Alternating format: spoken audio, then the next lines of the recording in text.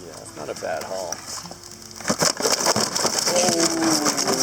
Oh, now they're angry.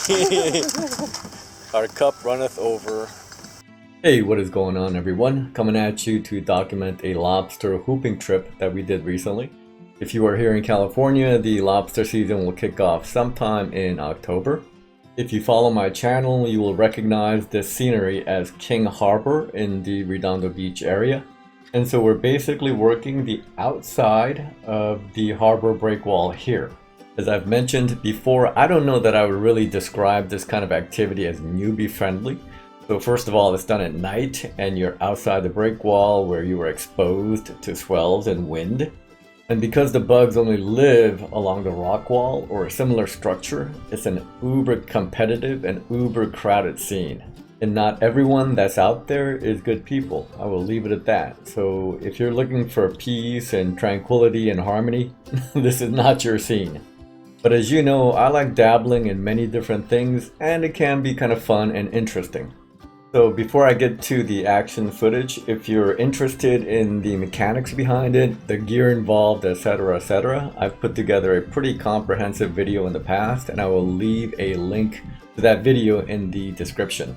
What's going on, everyone? Launching out of King Harbor. Launching late.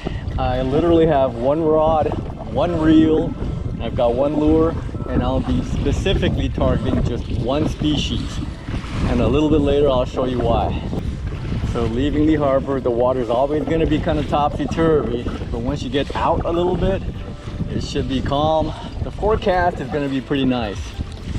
So put your hard hats on. Let's go see about some bugs. I really enjoy being out here toward the evening.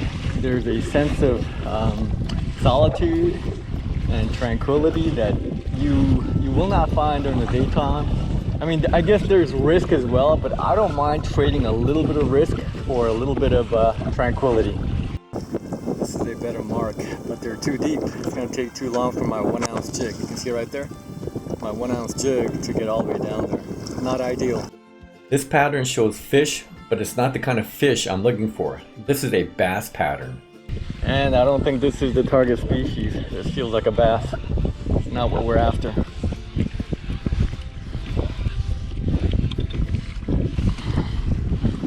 Yeah, it's not a bad bass though, but it's not what we're after. Now this is the pattern I'm looking for, but on a grander scale.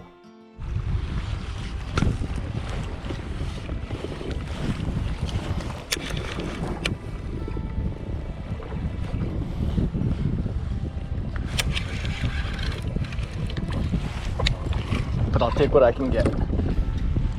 So this is what we're after. On the internet, I've read plenty of material about what kind of bait the lobsters like best. And it's all varied, but I'm gonna lean toward the fresher the better. And typically the oilier fish like mackerel, bonito, salmon are gonna work best. So I'm making bait, but ultimately you might be better off just going to a market and buying it. Alright, gang's all here. We got Kayak Dan, we got Indy, we got Cheeto, and we got the Hulk. Yeah, it's a party. So I'm going to interject here with some tips for maybe new people. So this right here is the rock wall, and the Redondo, typically you're going to have the swells and or the wind coming out of the west. So what you should do is point your kayak, that's the red object here, into the swell, okay, or the wind. And if you're right-handed, you're going to want to drop the trap on your left-hand side, I think. About the worst thing you can do is put your kayak broadside into either the wind or the swells, because those elements are going to constantly conspire to keep pushing you against the rocks, and that's obviously very dangerous. And then don't drop your traps on the opposite side of the element, whether it be swells or wind, because the kayak's going to run over the rope and you'll get the rope caught in your mirage drive or your rudder. It'll be a big old mess. And make sure you have everything leashed and secure. Last time we went out, I made the rookie mistake of not having my paddle leashed and I lost it. So yeah, just make sure everything is secure, because at night it's easy to lose stuff and it's almost impossible to find. Okay, here we are outside the wall. This is why we were making bait. So Closer that direction. I know it's so we're out here, we're gonna catch some bugs, get into a fight, maybe both. This will be a Thursday evening after the opening weekend, and yeah, I mean, like, I don't know how to feel. I mean, like, I've had some good experiences, I've had some bad experiences. On the north side of you. And it's the kind of deal where you're kind of anchored to structure because the bugs live in and amongst the rocks over there, right? So even if I want to just scout and put in miles and get away from people, I can't. So that's the dilemma. So as you can see, I mean, it's a full house, right?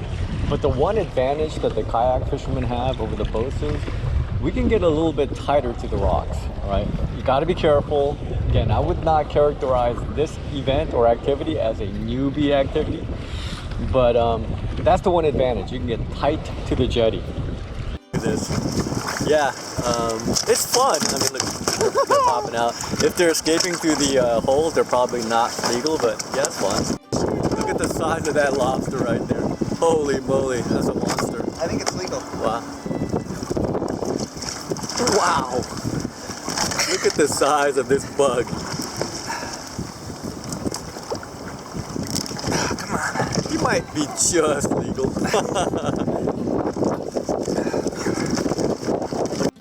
Look at the size of this bug. This is unreal. Let go of my truck, dude.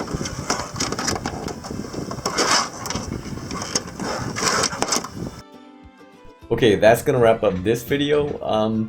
Make no mistake, lobster hooping is very, very tough. You're out there at night, so the risk is greater. It's very gear intensive. I've had questions where people ask me how many hoops. It's a numbers game. I wouldn't go out there with one hoop. Each one of us carries 3 hoops minimum, so it's just a numbers game. So you got to put out as many traps as possible, and even at that, you may come home empty-handed sometimes. But again, as I mentioned, it can be fun. So get out there and have fun, but be especially safe, and we will see you soon on our next adventure. Bye for now.